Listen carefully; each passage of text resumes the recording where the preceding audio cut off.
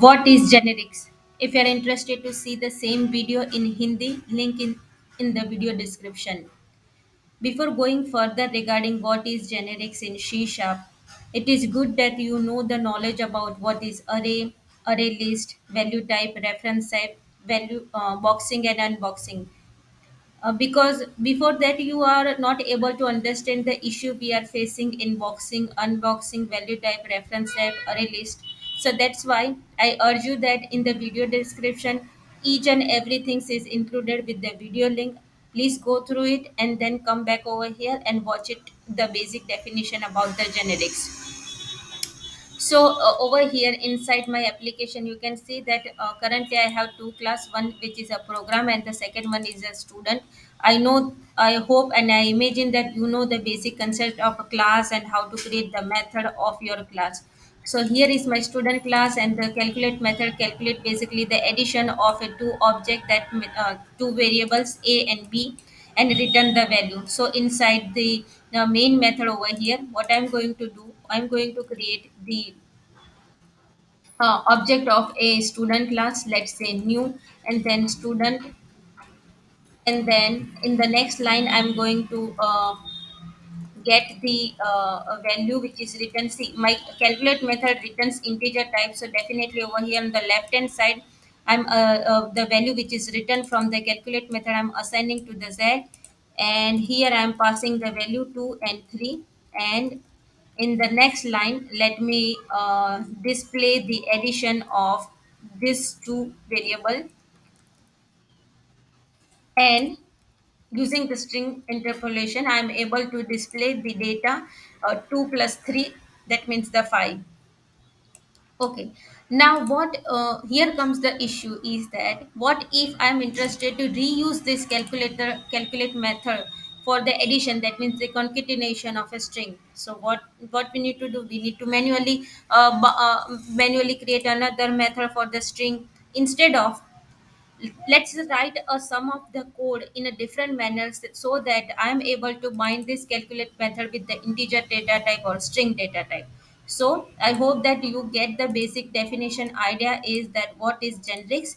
Now to further go, let me make this class student as any data type. You need to write inside the less than and greater than sign. You need to specify.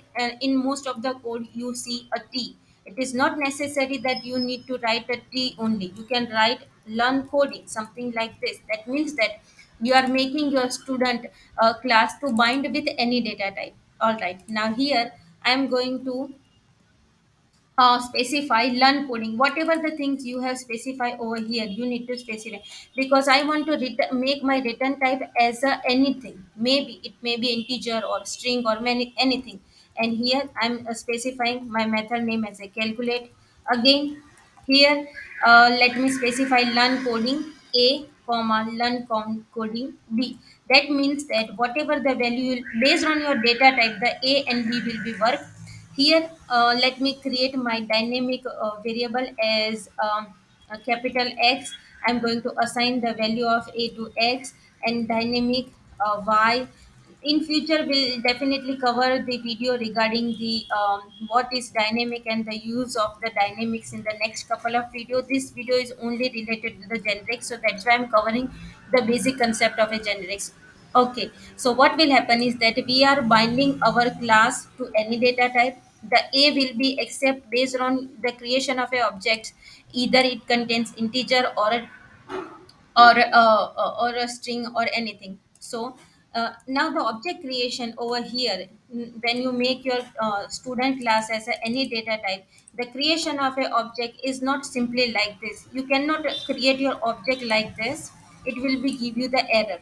See in the console it give you, see, using the generic type students require one type of parameter. That means that when you create the object, you need to specify that which type of a data type you are interested to bind with this. So let me just again redefine it and see. Now this obj will be a strongly type. Now obj will be work as an integer type over here. So let me again copy and paste it over here. And now when I write a calculate method and hover my cursor over here, you can see that now, see the calculate method, the integer a comma integer b. That means that now a and b will be work as an integer. Okay.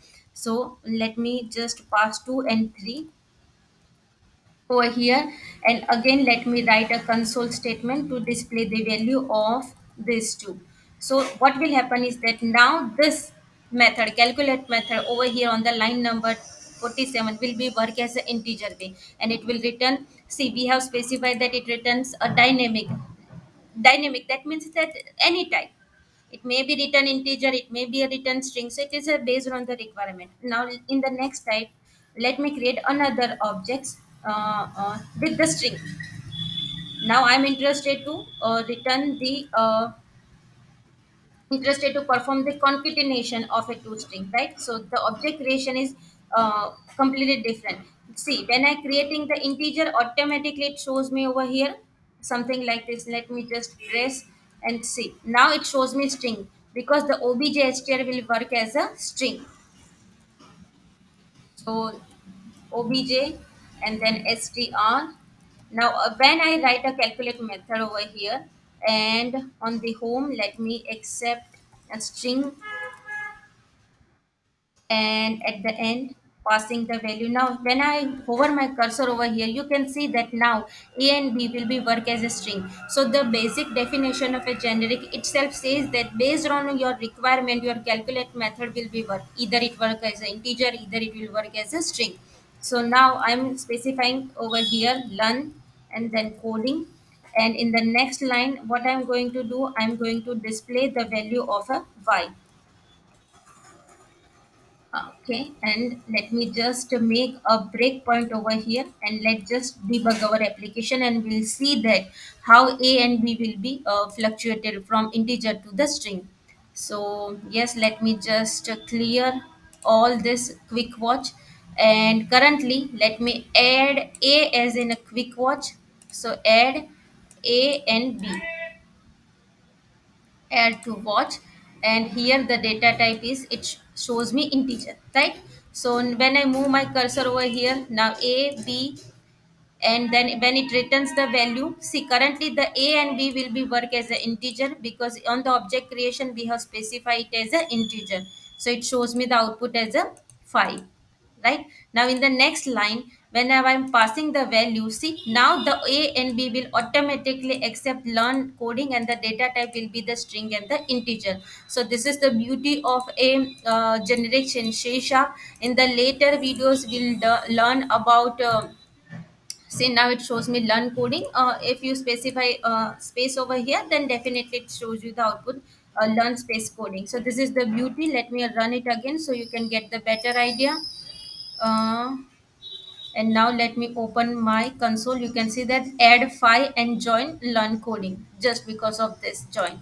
Okay, so this is, now you can get the better idea that now this calculate method can be used by the integer data type, and again this calculate method will be used by with the use of a string data type. So this is the basic generic definition. In the next video, using the system.collection.generics, we're going to learn about the enumerable, enumerator, collections, and other stuff. So keep watching and subscribe my channel to get the basic knowledge of a C sharp and clear your interview. Thank you very much.